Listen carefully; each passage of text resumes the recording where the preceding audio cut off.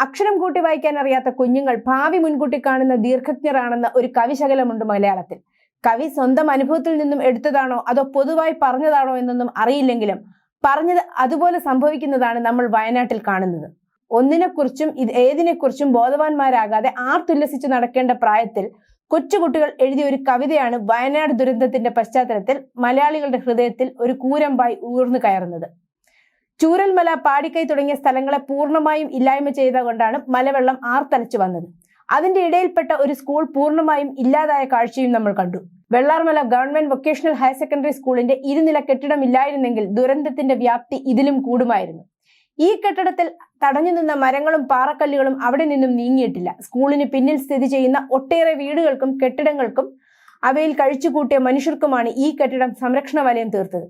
കേവലം ഒരു ദുരന്ത സ്മാരകമായി ഇനി ഒരു പക്ഷേ ഈ സ്കൂൾ കെട്ടിടം നിലകൊണ്ടേക്കാം.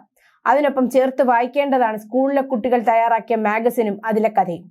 വരാനിരിക്കുന്ന ദുരന്തത്തെ മുൻകൂട്ടി എഴുതി വെച്ചിരിക്കുന്ന ഒരു കഥ. കഥയുടെ അവസാനം പോലെ ഒരു നാടൊന്നാകെ ഭൂമിയിൽ നിന്നും അപ്രത്യക്ഷമായിരിക്കുന്നു.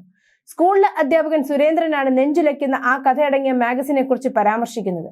വെള്ളാരം കല്ലുകൾ എന്ന പേരിലാണ് മാഗസിൻ പുറത്തിറക്കിയത്. പുറം ചട്ടയിൽ പച്ചപ്പിൽ പുതഞ്ഞു നിൽക്കുന്ന സ്കൂളിന്റെ ചിത്രവും വെള്ളാരം കല്ലുകൾ അടുക്കി വെച്ചിരിക്കുന്നതിന്റെ ചിത്രങ്ങളുമുണ്ട്. ഇന്ന് ആ സ്കൂളില്ല. വെള്ളാരം കല്ലിന് പകരം കൂറ്റം പാറകഷ്ണങ്ങളാണ് സ്കൂളിന്റെ പരിസരമാകെ. മഴ പെയ്യുമ്പോൾ ഭയപ്പെടുന്ന അനശ്വരയുടെ കഥയാണ് ലയ എന്ന കുട്ടി മാഗസിനിൽ എഴുതിയത്.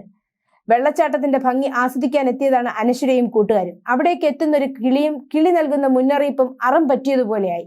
ഇവിടെ നിന്ന് എത്രയും വേഗം പൊയ്ക്കൊള്ളൂ, വലിയൊരു ആപത്ത് വരാൻ പോകുന്നു, മലവെള്ളപ്പാച്ചിലിൽ നിന്ന് രക്ഷപ്പെട്ടോളൂ എന്നായിരുന്നു കിളിയുടെ നിർദ്ദേശം.